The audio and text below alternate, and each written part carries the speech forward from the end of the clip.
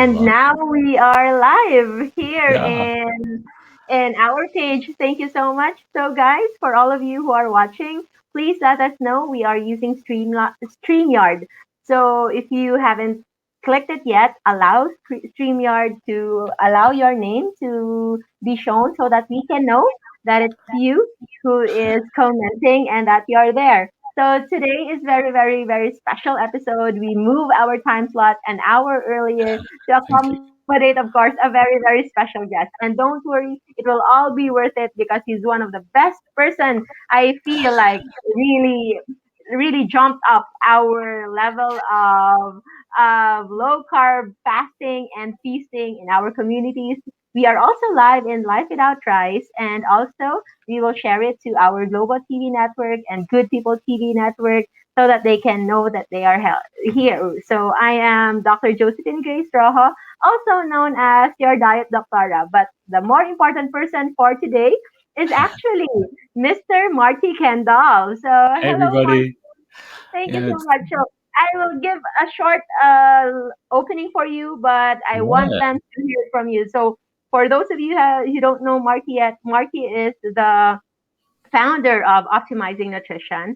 So it is a founded in Brisbane, Australia, Yep. right? Is that right? Yep. And then we will talk more how it started. But if I can say one thing, it's one thing that you can really see later how Marty was able to engineer his way and so many thousands of people's way towards optimizing health. So optimizing nutrition, I've been using the term many times, how to optimize our health, how to optimize nutrition. And then there is Optimizing Nutrition by Marty Kendall, who is a civil engineer by Yep. profession. Correct. So Marty, please tell us something about yourself so that our viewers who are already commenting, we have Jelly, Rhea Salamanca, Noridek, and Marvi, of course, from Batangas. Mostly Filipinos, but we have viewers all over the world. So tell us about Yeah, this yourself. is great. We've got 107 people watching, and yeah, this is really exciting. You're obviously doing an amazing thing, Grace, with all these amazing people.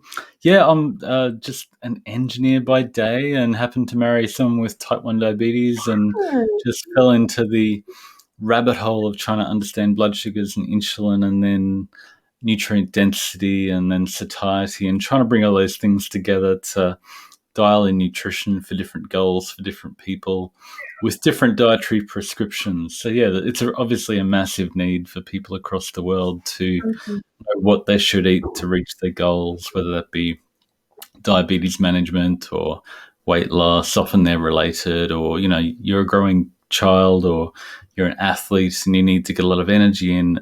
And I suppose the central component of all of that is nutrient density, making sure you get the Yes, nutrients you need, and then yes, enough energy, but not too much energy. And a lot of us have, yes. eating foods that drive us to eat a lot more than we need to. So how do we reverse engineer that to help us not to Yes. eat too much? So I think for those of you who do not know Marty, so Marty is an engineer. Again, Yep. she fell in love and got married to someone who was born with type 1 diabetes. So we've discussed it before. You know, diabetes is one of the major causes Mm, of Philippine disease because as much mm, as we do not have actually people who are like extremely obese, but we have one of the highest numbers of diabetes. So mm, diabetes, guys, for those of us who are listening right now, diabetes can be type 1, can be type 2, mm, can be gestational. And there's even an emerging uh, call for diabetes type 3, which is mm. an Alzheimer's Alzheimer's. induced by diabetes, which Mm, is basically mhm. brought about by too much sugar. So for those of you, I know a lot of Filipinos are now in type 2 diabetes, although there's already an emerging number of type 1. So type 1 mostly is that the pancreas is really incapable of producing insulin. So it is usually wrongly termed as juvenile or congenital diabetes because it's Mm, usually found in the young as an yep. autoimmune disease. So Mm, they were mostly born with it because their body is attacking their own pancreas. mm, And we can see that those people are somewhat what we also see as insulin dependent, mm, whereas compared to type 2 diabetes, so it's mostly lifestyle induced, and it's really not a problem of production of insulin, but mostly more on on insulin that is no longer that sensitive, no Mm. longer that functioning as it should be. So those are the difference, but it has something to do with so much, even if they're different types, because the amount of insulin that you will need will so much differ on the amount of food that you eat. Mm. So for those of you who have family members who are insulin diabetic, they you know that they are given baseline basal insulin, so the ones they be given at night, and there's also insulin that is preprandial or Mm. before meals, and there's even Mm. postprandial.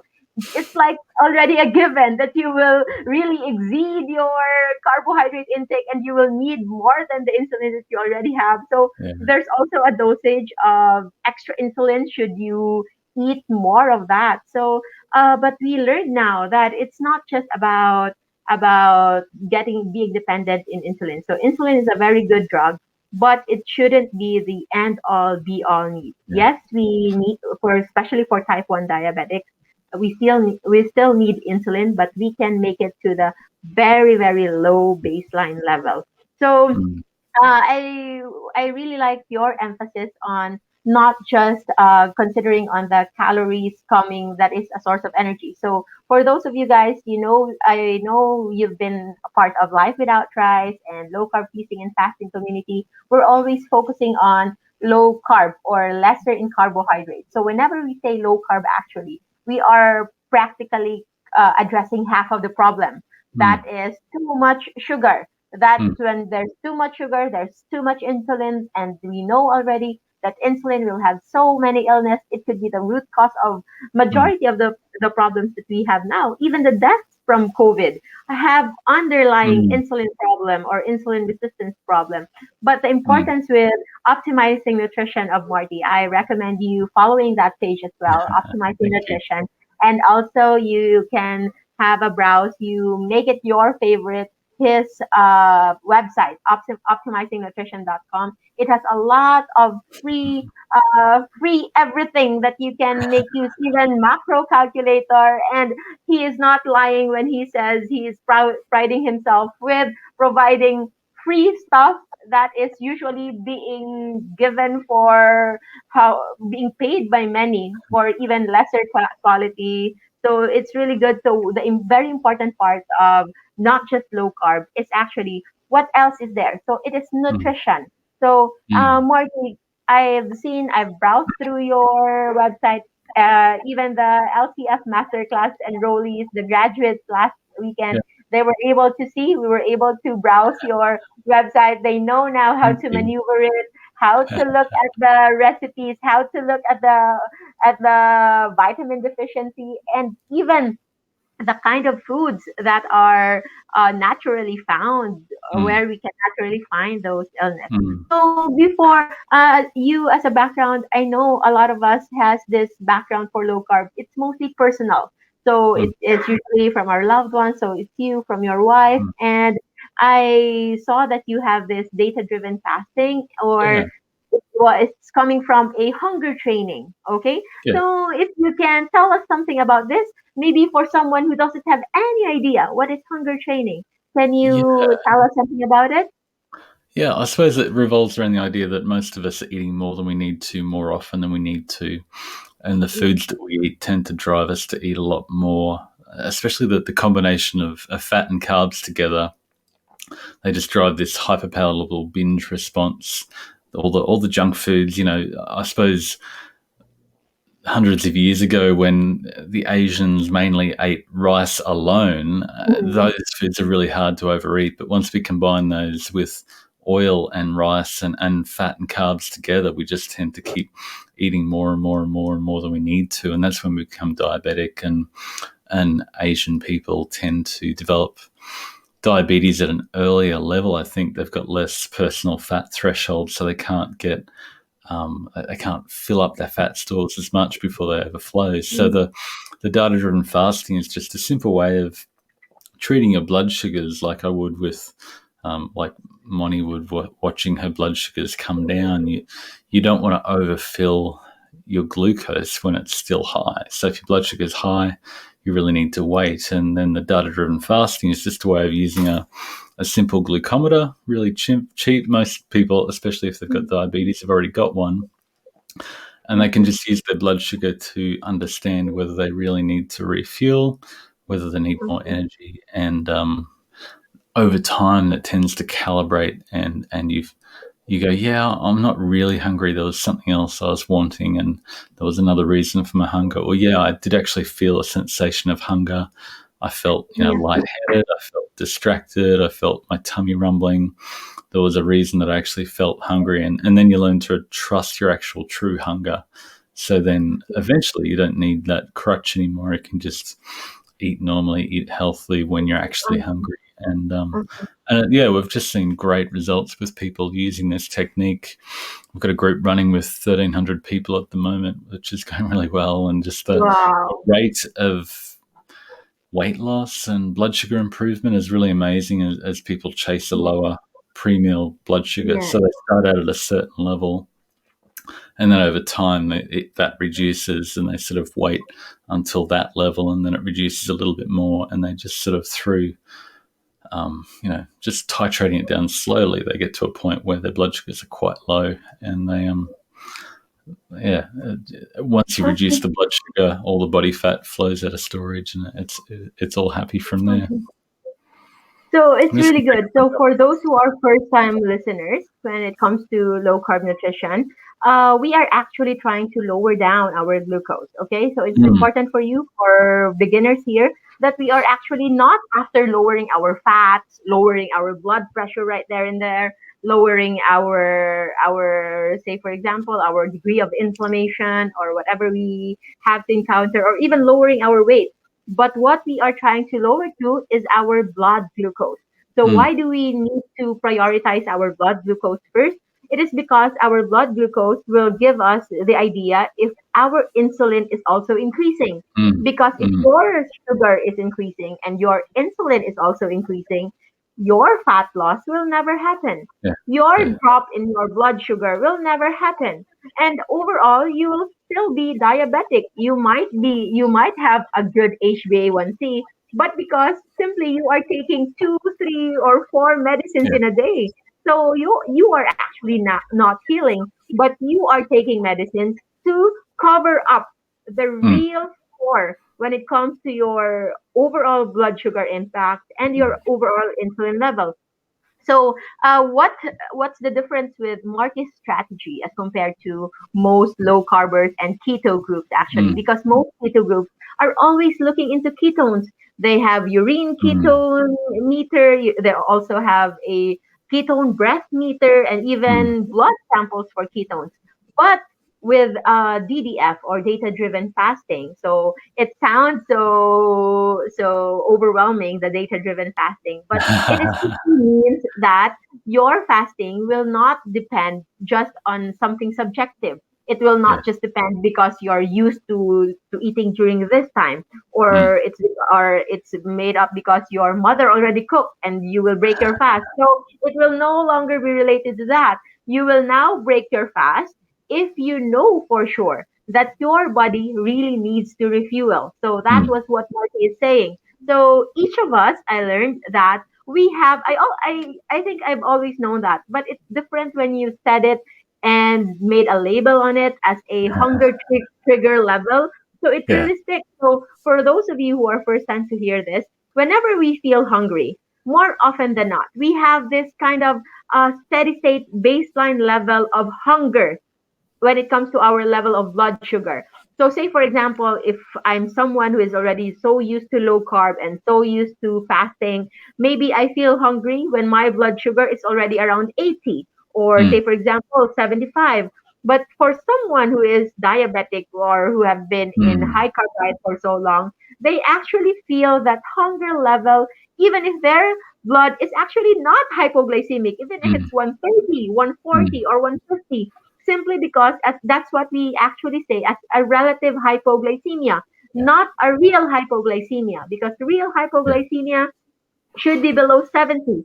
Okay, Yeah. so but if someone is already feeling those manifestations like trembling, they already have cold sweats, they feel like fainting, and of course growling of stomach, they all thought that they're already hypoglycemic. So what they Mm. do is they eat right away, and the worst thing that they eat is a very very insulin spiking food Yeah. like a rice, a candy, and worse, a chocolate Yeah. candy. So it's not even real chocolate. Get So the fat it's and just a carbs together. chocolate.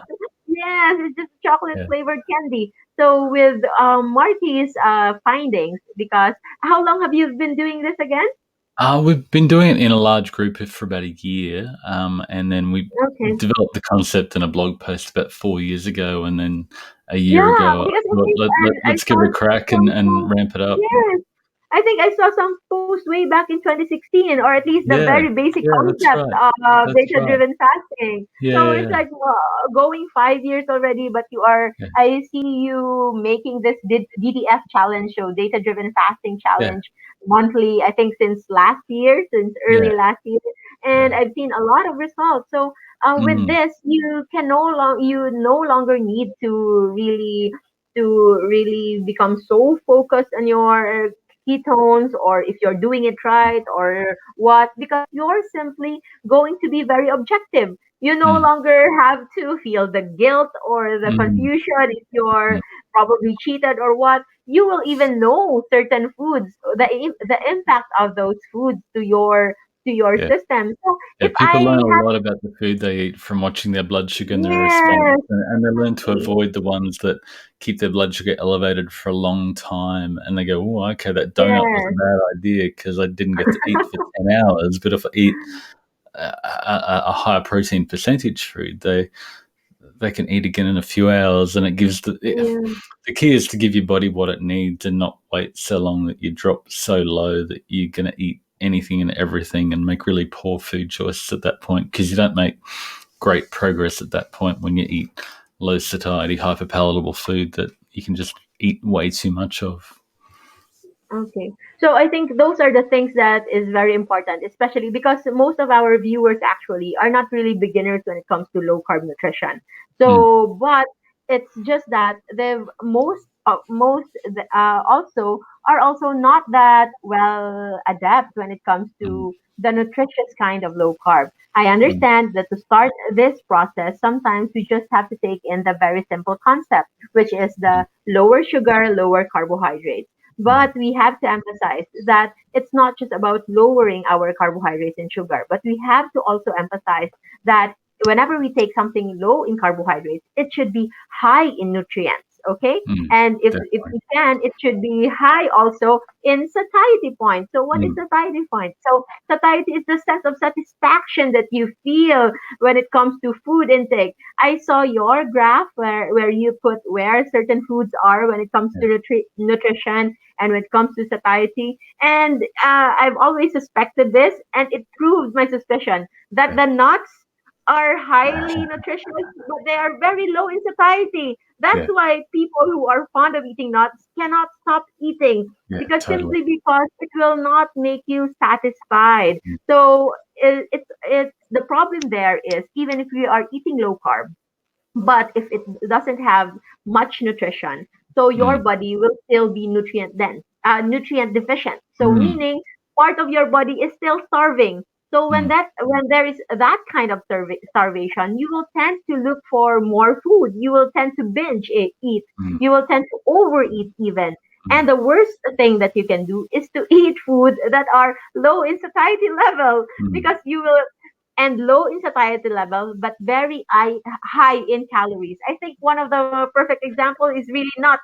Even if it's Brazilian nuts, even if it's almond nuts, which is way better than peanuts, but still, those are very caloric dense foods that you can easily overeat, yeah, and you don't know how much you've eaten. You're actually eating more proteins, more fats, mm, more phytotoxins even that are in there sometimes if you overeat them. So those are the things that I really learned from your studies, from optimizing nutrition, that I yeah, also want to make our viewers aware. And how about the pre-meal blood glucose monitoring as Yep. compared to early morning monitoring? So say, for example, I know that with data-driven fasting, it's good to check your early morning glucose Yep. so that you will know the impact of your previous Mm. day's food intake. And I usually tell them that if it's too high, then maybe you've eaten more in amount or more in Yeah. carbohydrates, or maybe you've eaten too late. Yeah, Okay, you so nailed the night because before with too much, and maybe you yes, delayed it too late, and then you got really hungry at night yes, and you ate a whole lot of you just food and yes, you just called it dinner, but it's actually midnight snacks. So those it kinds. kept So on those are going. the yeah, so it's important also that I usually recommend doing circadian fasting if they can, Yeah. if their schedule allow them to. So that is eating dinner just not after sundown, or at least Mm. not way too late if after Mm. sundown. Mm. So another thing is sorry, I get a feedback. So another thing would be the pre-meal blood glucose. So I think among the four, monitoring pre-meal blood glucose is the most important. So for Yeah. you guys who are watching, pre-meal blood glucose is the blood glucose level that you have before you eat, but it doesn't need to be on a fixed time because people Mm. think I will eat, I will check my blood glucose and then I will inject my insulin and then I will eat. So I think that's the saddest way to do it. But Mm. if you will use pre-meal blood glucose to your advantage, you will actually start hunger training. Yeah. So what Marty and I was saying a while ago is that our body has different hunger trigger level. Mm. Okay, so if you can wait a little until it's really hypoglycemic, or at least it is normal blood sugar level, then that's Yeah. the time to eat. Okay, Yeah. so initially, you can have 3, 4 days of just knowing what is your hunger trigger level. So we can give an example. So say, for example, 120 milligrams per DL level of your hunger level. And then maybe on the fourth day or the fifth day, you can try to not eat first and wait until it drops to, say, for example, 110.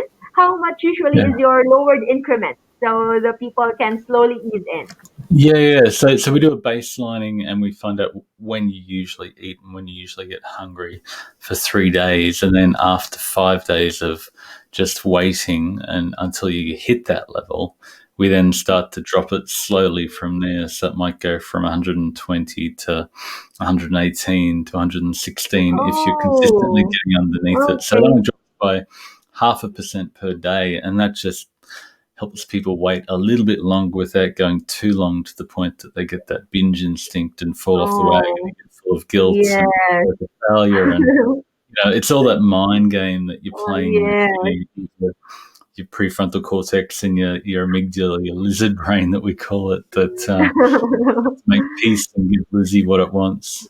Yes, because I think if you are already way past that point, there no willpower can ever Mm, control you to eat. Okay, yeah. so the most important thing here, guys, is that once you know your hunger trigger level, you want to slowly train yourself Mm, to be used to eating on a lower trigger level, mm, then you slowly ease in little by little. So say for example from 120 on the next day you can try at 118 and then at 116, because I know also there are people who are somewhat ready to jump right then and there, and maybe they want to wait until 90 right there and there, but that is yeah. not advisable, right? Yeah, a lot of people start fasting and they go, "Oh, I've got a lot of fat to lose, so I'm going to wait a week and not eat for a week, and more is better." But at that point, they just eat indiscriminately and keep on eating, and they often they can't get enough nutrients, especially protein, at that point.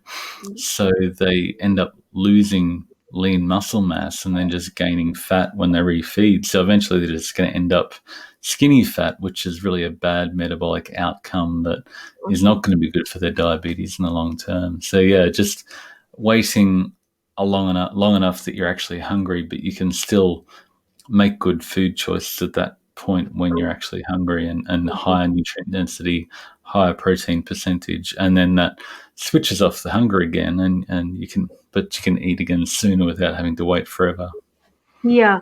So I think it's very good also because we are not just looking into like the medical and physical aspect, but also the psychological aspect of this Mm. healing. So for those of you who are in a hurry to heal, please remember how long you've been actually trying to destroy your metabolism, your health with our food choices. So we are lucky that we are able to find this way of Mm, life that we've discovered before it's too late. But mm, for many of us, at least a decade, at least 2 decades of poor food choices that we've wasted.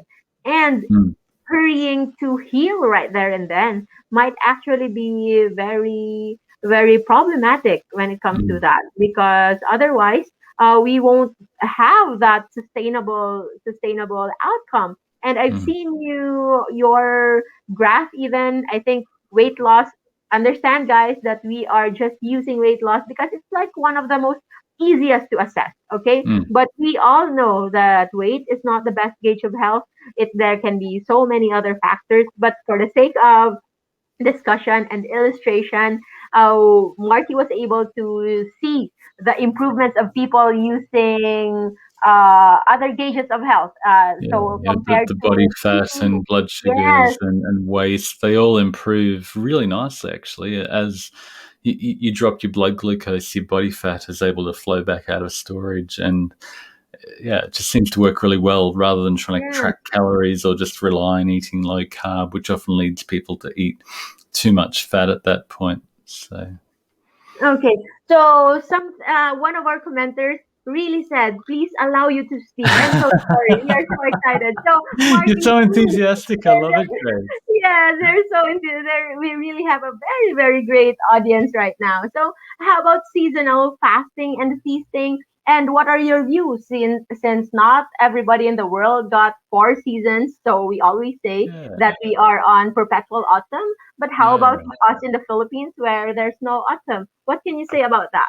Yeah, that's really interesting. I suppose a lot of my understanding comes from like thinking of it in terms of we're in this, like we said, we're in this perpetual autumn where we're always eating these fat and carb foods together that are rare in nature, but come in autumn and trigger this binge response to get us ready for winter, and then we go around to winter, and then which is sort of a low carb approach, and then spring, which is sort of a protein and fiber, protein spring modified fast, low fat, low carb, and then summer, and then we go around, but we're just stuck in this perpetual autumn. But yeah, um,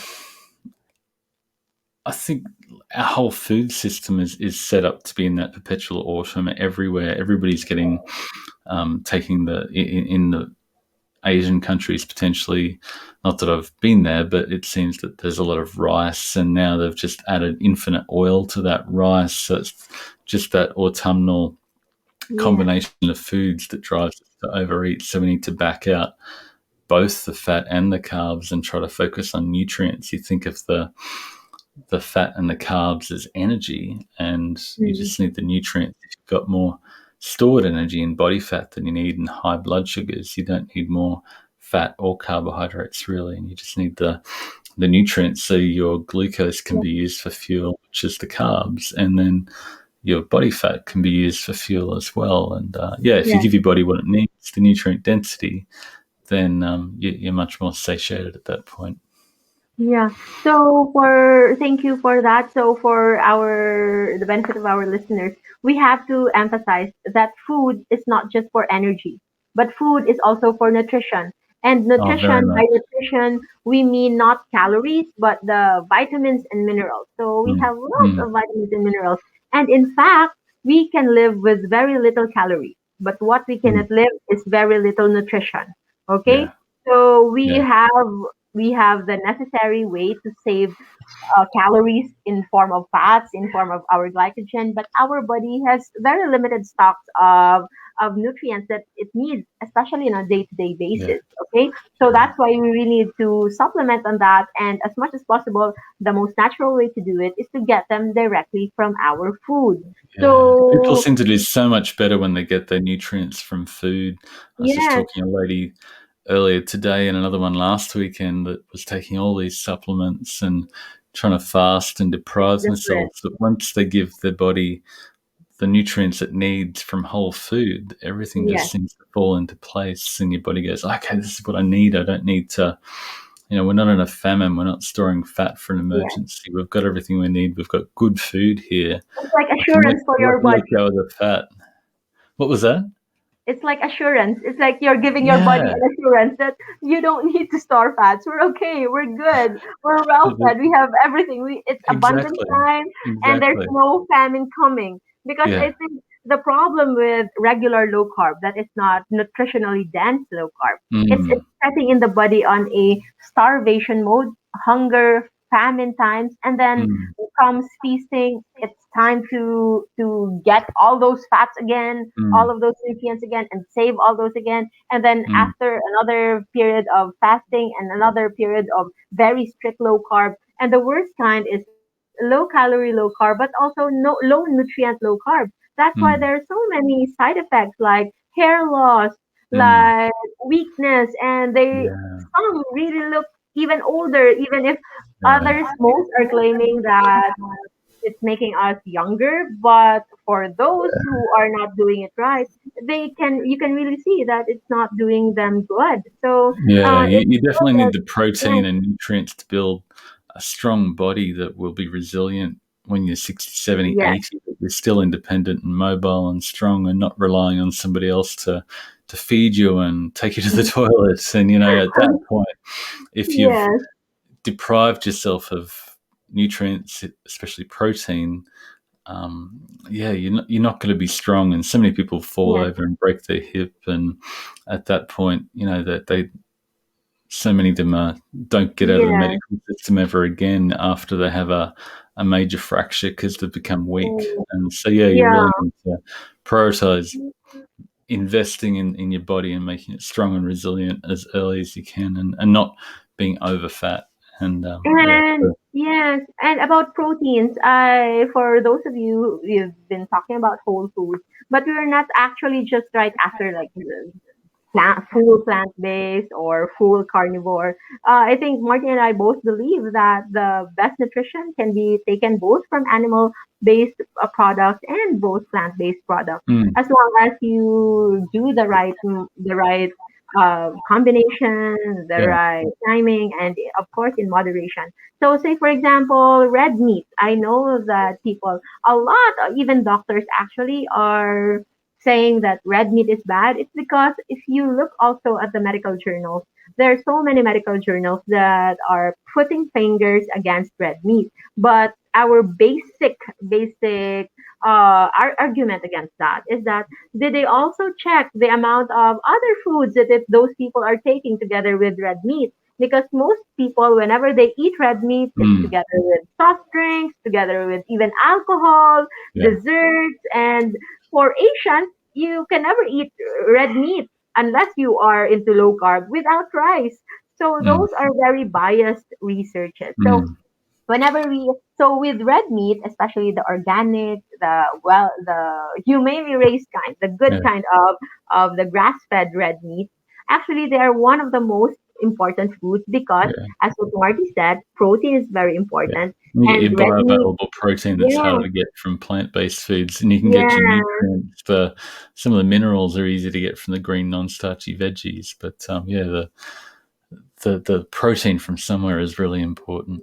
Yes, and the proteins from meat is not just proteins. It is what we call as nutrient dense proteins because you Mm, can get B vitamins. You no longer need to take B1, B2, B3. mm, It's mm, all there. It's compact. Eggs mm, is another one of the best sources of B vitamins. And yes, you can really take them. And what is important is you take your protein intake with you together with your meal, and you can maximize your absorption of protein mm. usually if Yeah. you divide your proteins. Instead of eating just one whole meal, you can Mm, divide it into two small meals and divide your protein intake mm, like in a 3 or 4 hour intervals. Do you also mm. follow that? Yeah.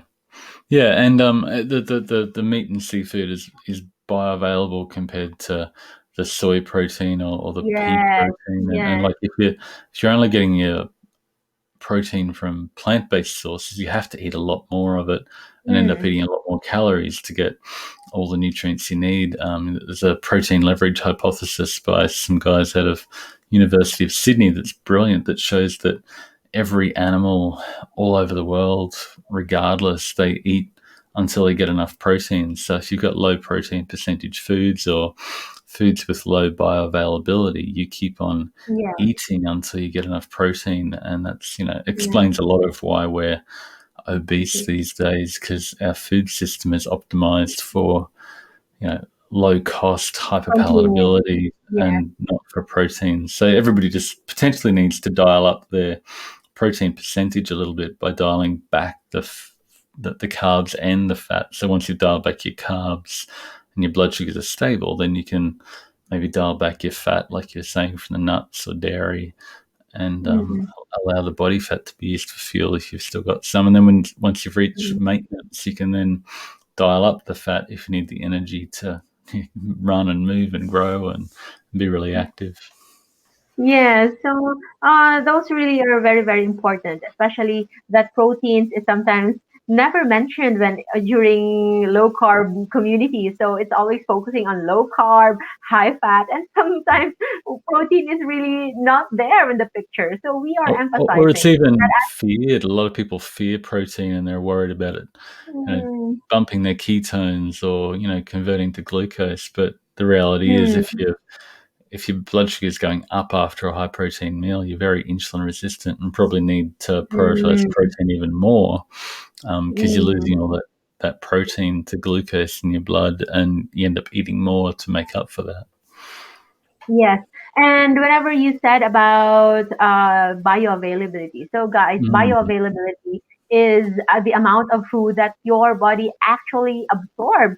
So mm, even if, say, for example, a certain amount of nuts or soy, I think I want to make use of soy because people into low carb who are not nutritionally dense low carb are mm, always okay with soy, thinking that it's almost like 100% protein. But yes, it may be 100% of proteins as compared to, say, for example, the same kilo of meat.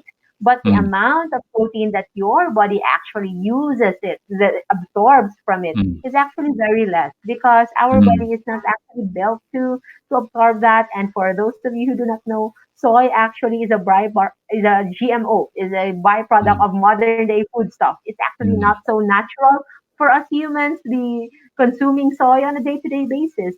So Yeah, it it can doesn't be come with less as enhanced many choice. nutrients as your whole food protein does either. So you're not getting all the other nutrients. You're just getting the pea or soy protein.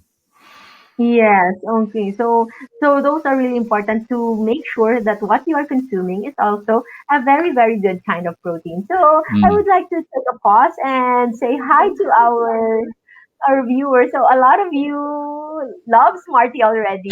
See, I told you you'd be very happy to meet him, and I'm so happy he agrees to have this invite. We also have Dr. Vin and Vic Legacy. So they are doctors from one of the provinces here in pulmonary Lovely. specialist actually, and also part of our LCF masterclass. Oh, So it's cool. really important for us to be knowledgeable and be more Mm, choosy when it comes to our food. So our mm, food need not just be low carb, but more importantly, it needs to be nutritionally dense. So mm, even the way Marty puts it, you don't even need to think if it's really low in sugar or whatnot. Just make sure mm. it's nutrient dense, and you can Yeah. never go wrong with that. Once How you're pursuing the what is nutrients you need from whole food without excess energy, all the other debates and beliefs and dogma just fall away, and it just becomes really simple as you chase the micronutrients you're struggling to get from your food. So if you're getting all the nutrients that you need from your food, the food just looks beautiful and healthy, and nobody argues that that's good food because it just looks and tastes amazing. Yes, and I think I can share with you my own personal testimony that before I was just doing the regular 18 hours, 18:6 circadian fasting. So usually I can open my window at around 8, around 12, 1 o'clock in the afternoon, and then I stop eating at around 6. But when I actually incorporated consciously whole nutrient dense foods, Mm, mostly devoid of processed foods, I realized that with just two very light meals or just one regular Mm. meal, I feel satisfied. I no longer crave for more foods. I don't Yeah. feel deprived. That even if I am accomplishing the same amount of length of time of fasting that I did before, but my whole psyche, my whole persona Yeah. is, is feeling well fed and really satisfied that And I you're no not trying to longer. restrain and hold back and Yes, feel this yes, guilt. You just and like we're talking about soy before, but all those processed foods, if they're basically processed, they're pre-digested, so they just get assimilated into your body so much quicker, and you want to eat again sooner. So not only yes, do you absorb more of that energy, but without the nutrients, you want to eat again sooner. So yeah, it's just a vicious cycle. So if you can try to yes, eat whole, unprocessed foods and avoid anything that comes in a package that contains some form of seed oils with refined grains and refined sugars and colors yes, and flavorings, and that's not real food that's going to nourish your body. yes. So, Marty, for practical purposes, I want to ask you something so that Yeah. our listeners here can try to imagine it on their plate. So, Filipinos really love to cook food that are almost burnt, okay? Or we are, I think for regular Filipinos, it's really a learned taste, learn acquired taste to love rare or even medium rare steak, okay? Yep. So because we are so used to overcooking everything, what can Yep. you say about overcooking meat? Oh wow. Yeah, not too much. Cook it the way you enjoy it, but it's more How about the processing and vitamins? throwing a whole lot of other Yes, additives on how about top the that are going to B make you vitamins in eat a there? lot more. Yeah, and it definitely if you think of the ancestors who are eating raw meat after a kill, they've got all the juices and blood, and that's where all the vitamins are in the juices and blood in the whole food. So if you cook it to being burnt, you're going to lose all those vitamins because yeah, they are heat sensitive, and all the minerals are contained in the juices in the meat. So you don't want to definitely don't want to cook it to the point of being charred, and you're just going to get that protein, and you've lost all the other vitamins and minerals through the heat and all the water going out of it.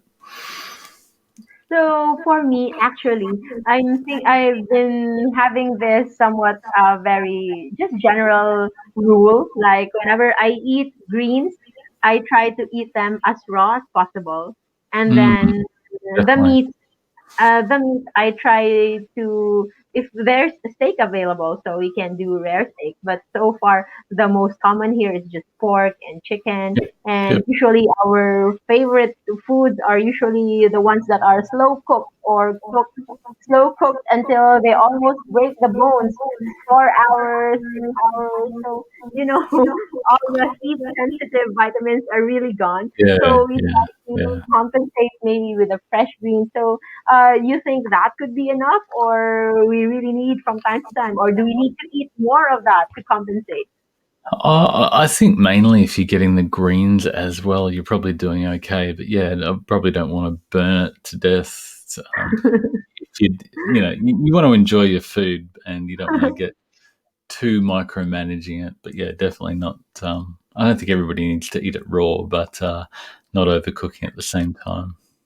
Yes. If you can share, what are your favorite, most nutritious foods? Oh wow. We've got kangaroo here that I really enjoy, and it's really Oh, cheap, nutrient dense, high protein meat that oh, just smashes my hunger, and it's just yeah, really enjoyable. I eat a lot of eggs. My wife makes me these amazing salads that I'll take to work and throw some canned fish in with that, and I just really enjoy that. And it's good to have a regular routine of foods you enjoy, and then when I need the energy, yes. I'll go for some yogurt or something else that maybe it's a bit more energy dense after I've been active. And but over time, I've learnt to understand my cravings and when I need to eat more, I need to eat less, and what. It's nice when you get to the point where you say, well, I want to lose a bit of weight, or I've bulked up a bit too much, and now I need to prioritize the higher protein foods. And you can understand what you need when you need it, and you can listen to your body. And yeah, it's a fascinating process to look at the Yeah. numbers and then look at your actual cravings and see how your kids approach food and see what they want to eat all the time when they're hungry and active, and what foods they go for. They go for the energy dense carbs and fat to replenish their energy. And yeah, Hmm. it's just a fascinating insight, fascinating topic. Yeah. And I think with kids, part of that also because they're still growing and their Mm, metabolism really demands them to eat more of those insulin and at the same time energy dense foods mm, because they need it for growing. It's just yeah, that for those who are parents here, we can provide the same, but with mm, still with nutrient dense qualities. Okay. yeah. So a lot of parents are saying that their children are not eating anything, but I asked, but how about if you give them a biscuit or a candy? And they said, yeah, they will eat that. So your They child is definitely eat that. actually And they just hold out until they get so the donut and say, "I'm not going to eat until I yes. get the donut." Okay. So they really don't have a problem when it comes to like really accepting food, but it's just the choice of food. And I Mm, think it's very important for if we are having problems as adults now in training our body to eat nutritious foods, so we are passing it the same problem and even mm, worse if you don't start your children young. mm. So I know you have kids. Yeah. How did they accept this change in lifestyle or how are Yeah, they? no, they're doing well. They've both learnt the value of whole food and real food and enjoying a family dinner. And luckily, my wife Monica's a really good cook, and she's learnt to cook for herself, but also the kids. And things are like it's probably more carbs for the son, who's just a very active, growing. And he needs the fuel, but as as we get less active and more sedentary and we're not really working out and running around all day, we need less fuel. So we need to dial that back. So yeah, it's just a useful metric to dial up and down the protein to energy ratio and say, do I need nutrients or do I need energy, and how am I gonna, you know, make sure I get the protein and the nutrients, the vitamins and minerals and the amino acids from protein without excess energy from the carbs and fats that I've got plenty on my body that I don't need anymore. Yes. So I think we also need to emphasize on the variety of foods because Mm, for normal citizens, it's so hard to keep on thinking of if this food has magnesium and this food has potassium and this one. Know that foods actually have a lot of vitamins mm, and minerals in them. So it's mm, good that you know which ones are nutrient dense. Just do that, and then you can just cycle mm, whenever mm, they're available. You can eat as much of that and then the yeah, next and try to be more sensitive with your body and really listen to your yeah, body. yeah. And once you get rid of those hyperpalatable junk foods that are hijacking all our senses, you can listen to your cravings. You can trust your cravings. You can say, "Oh, I feel like this protein food because I've been working out, or I feel like this wacky vegetable or whatever because I need those nutrients in that vegetable, or you need a bit more fat because you've been active and need to refuel. And yeah, after a while you can actually trust your appetite and get back in touch with your Mm, true hunger signals, your true appetite, your true cravings, which are designed to keep you alive. It's an incredible system, and we've just started to tap it and understand it and quantify it, but it's just a really incredible thing. But then we hijack it with these processed junk foods, and I'm sure they're the same here as they are where you are as everywhere else in the world. That they're just manufactured foods, they're engineered foods to make us eat a whole lot more than we ever needed to. yes. So yeah, that's really, really important. And my mother just sent a message that upon hearing the word kangaroo meat, it's almost unheard in the Philippines. But for a second later, I realized the guest is from Australia. And Yes. another said, Ayang Blanquera, me too. And I feel bad. They feel bad for the kangaroo. So Yeah. the enlightenment, They're, please, they're, they're because they're actually a never pest here. They're around the there's too much of farms. them. they because of all the agriculture and the grains and the crops, they Uh, just get to plague proportions, and they actually get rid of a few, and they end up being eaten. But yeah, okay. beef and fish and So, everything else is great too. so for us who have never tasted the kangaroo, can you tell us which one it is closest to when it comes to Uh, taste? I suppose it's Beef, like a kangaroo chicken, is like a beef. It's like it's a red meat, but red meat. it's a very tough, chewy, robust flavor. That's just Oh, because it's basically a wild game meat. It's just full of flavor, but very you um, really love kangaroo. chewy and satiating. You just eat it and you go, my hunger's switched off because it's 80-90% protein. So Okay, okay. So thank you for that. At least we have some idea on you've all how learned it is something tonight like. about kangaroo. Yeah, because in here, whenever people is coming from Australia, they is it a kangaroo or no, the other one? What's the other uh animal that's endemic in Australia? The Oh, one the koala. emu, koala. No, we don't eat koalas. Okay, okay. Thank God we don't need koalas. That'd be Okay. very uncool in Australia to eat koalas. They're very, very endangered. Okay, so we have so many people watching us, so all over the Yeah, world, it's from very cool. India, from Milan. We also have, I think, a while ago from Spain, and all over the Philippines, of course. New Zealand also. We Well, have, and favorite Dr. Gail Medalag is also a low carb doctor of oh, lovely. dietdoctor.com, and he Cool. said he is one of my fave. Hi, Marty and Doc. Marty and Dr. Neyman. See, No, you're her favorite, Doctor. Ted's great. So Ted's a great mate. yes, I'm so happy to. So Marty was able to speak actually in Low Carb Denver and many other Mm, big international events on low carb. But mm, again, I think what sets him apart is that we are not just looking into low carb alone on or sugar mm, alone. Although we use our blood glucose as mm, a primary gauge, if you're doing all right, that's just the basic, and I think that's a really good thing mm, because blood glucose monitoring glucometer is widely available. You can buy it mm, even without prescription in any drugstore, in any mm, pharmacy. So anybody mm. can do the data driven fasting if they Yeah, want to yeah. and do it on their own.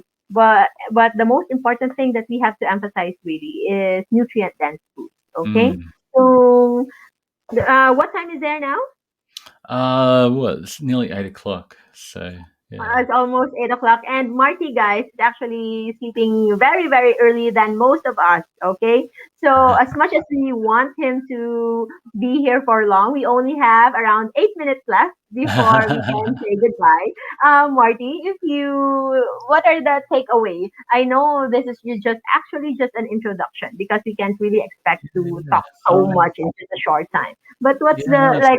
it's been really fun to have a chat and get to know you. And I love your enthusiasm. You've just got this amazing passion to share all this with amazing people who want to follow you and learn from you. Yeah, just eat real food is the number one. Nourish your body with the nutrients it needs.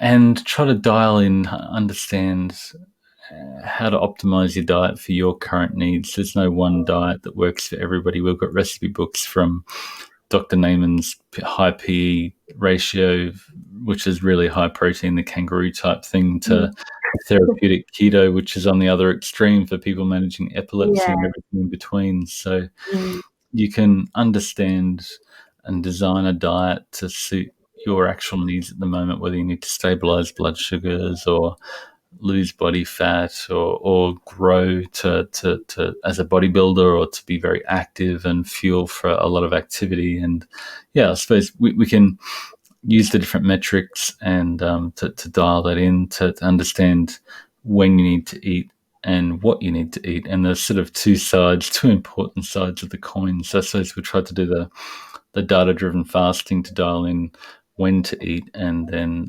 nutrient density and satiety and insulin load to help you understand what to eat when you eat. So yeah, love people to check out data driven fasting. They can Google it. Maybe we can post a link later in the yeah. chat. We've got a free book you can download that's 150 50 pages and 40,000 words. Just all these people kept asking questions, so I kept answering them and dropping them into this document that's literally become a book. I've just learned a lot about diabetes and understanding blood sugars. That it's great that it's getting out there, and the understanding from my wife that I've learned from watching her insulin and blood sugars all day can benefit other people. And I'm just, yeah, it's just really a cool, fun journey to see it overflowing into these sort of events where I get to chat with people from the Philippines about my little hobby that got out of control. Yes, and actually, we have one question here. Let's just Yeah. entertain. The others are just very happy you're here. So, Eileen said, asking for advice on people who are running at least 10 kilometers every day in terms Oh, of well done. low carb food to take. Should we eat more meat or combination of meat and vegetables? Thanks. Um, well, at that point, you need, as a base, everybody needs the nutrition. So they need the protein from the meat, and the nutrients often come from the vegetables. But at that point, you can afford to add more fat to your diet because you're going to need more energy, and you can't overeat protein. There's a limit to how much protein you can eat, so you're going to need to add more fat. But if you're not one of those people that are running 10 kilometers a day, maybe it's time to dial back the dietary fat if you've got body fat to lose. So it's just a matter of Mm, tweaking it, not running from one extreme to the other overnight, because that's unsustainable. It's just, what am I doing now? Let me dial that in a little bit more. How does that feel? Am I making progress? Let's tweak a little bit more. And that's sort of the optimization approach. And most people want to jump from one extreme to the other and go, oh, I failed. I couldn't do that because, it didn't feel good. I fell off the wagon. I felt hungry.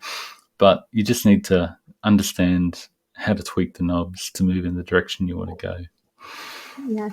So it's more on being really conscious with your body and knowing how Mm, your body responds to those foods, and also you mm, can base your own personal performance, how well you're mm, doing after this. mm, I think since we cannot do it on a strict monitoring way, we have to test it ourselves. But mm, at least we do the basics of avoiding foods that are high in calorie, very low in dense in mm, nutrients, and just highly palatable and very low in satiety level. So those mm. could be the Definitely worst perfect. combination. So if we can avoid those and try to move into more nutrient dense foods, I think we can have better gauges as we become more sensitive to different Mm, foods. So before we end, I would also like to emphasize the again the yes, because a lot of people got glucometer. They just don't know how to yeah, use it. They yeah, have glucometer, but just the fact that they know that, that's all. But you can maximize this. You can yeah. maximize by your overnight, how to and your overnight fast, for example. You can try to look into, always have a food diary, Mm, know how the impact of previous nights, also including the last time that you ate, mm, also your hunger trigger, what level is your hunger trigger mm, level, and how you can slowly lower it to normal levels, slowly mm. ease in movement, and also your 1 hour. Do you usually recommend 1 hour postprandial, post meal Yeah, yeah. monitoring? It's good to check your 1 or 2 hour after you eat to make sure it doesn't raise by more than maybe 30 milligrams per Okay. deciliter. I think a lot of people in low carb keto try to flatline it, but that ends up just drinking oil and fat, and that isn't as satiating as it really needs to be to achieve their body fat goals. So, some Yeah. healthy level of fluctuation, but you don't want to see foods raise your blood sugar really high and take forever to come back Yes. down because you don't get Yes. to eat again, and those foods just refill Yeah. your It's just a fat vicious and cycle. glucose fuel tanks and raise your insulin, and that's what leads to fat gain. Okay. So yes, that is really important because standard medicine usually it's okay to have a after meal glucose of as long as it's less than 200. And for me, that's really too low. It's not So healthy. No. no, so usually, ideally, since we are already about to end, ideally you don't eat if your blood sugar is around at least around 90, right? Yeah, 90 to 100 maybe. So or even lower if you can. It will depend on your tolerance, yeah, okay? But yeah. don't ever. But just that's just a rough target. to have a pre-meal blood glucose of 90. Once you are already slowly adapted, of course, Yeah. the by But, two, but, by but three. take it So, for from where you example, are now and slowly drop yeah, it down. slowly. Don't Don't go. I'm ever. 130. I need to get Yes, 80 tomorrow. By you'll just end up rebound binging, and your lizard brain, your yes, amygdala will just drive you to binge on donuts at the end of that, and there's no stopping that. So the whole yes, thing about data-driven fasting is just finding the routine that works for you and yes, understanding your hunger, so you slowly lower that down. yes. And if ever, since more of our listeners actually not so beginners, a lot of them are actually pros. And this one is just as what I say, it's always fine tuning, and it's really Yeah. good to always have this kind of insight, fine tune what we already are Mm. doing. So what Marty said is that post meal, maybe you can have an increase of about 20 to 30. So if Mm. you add that from 90, your maximum postprandial or Mm. post meal blood glucose is just 120. So Mm. even if it's post meal, you will never be classified as diabetic because Mm. No, diabetic is no, no, no. more than 125 ever. So your HbA1c, the one that we are looking into every 3 months average, will surely be on the Mm. okay level. You'll never Yeah, get to you worry about them. So there's yeah. so many here, so This many has people been from great. Singapore. Yes, from Sydney, Australia. Somebody from Sydney, Australia. And just one question, okay? Is it okay? Is consuming Yeah, powdered sure. greens the same thing as the real one? Not really. Okay. It's good, but not optimal, just because it doesn't give you the same satiety value. It's a processed food, so it won't make you feel as full and Yeah. satisfied in the same And I way. really It's feel sort of that more of a supplement. the act of Yeah, chewing and mastication yeah, also gives a lot of satisfaction. yeah, yeah, yeah, yeah, Okay. definitely. So I think that's it. I don't want to keep you any longer. I know it's way past your bedtime, but thank you so much. And just like one of the followers here, and also I think we've talked about it. Don't worry, we are planning into collaborating in any way we can so Oh, that we can cool. reach more people. That'd be Right, lovely. Marty? Or Yeah, are you that'd be feel awesome. cornered? I'd love people to check out the Data Driven Fasting book, Yes. which you can download for free. So I'd love you to check that out. Thank And you. really Okay, appreciate your we will time. have it. Yes, data Yeah. driven fasting and also optimizing nutrition. And Marty got two page, I think, the optimizing nutrition and also the Marty Candle page, or you don't have Yep. a separate page.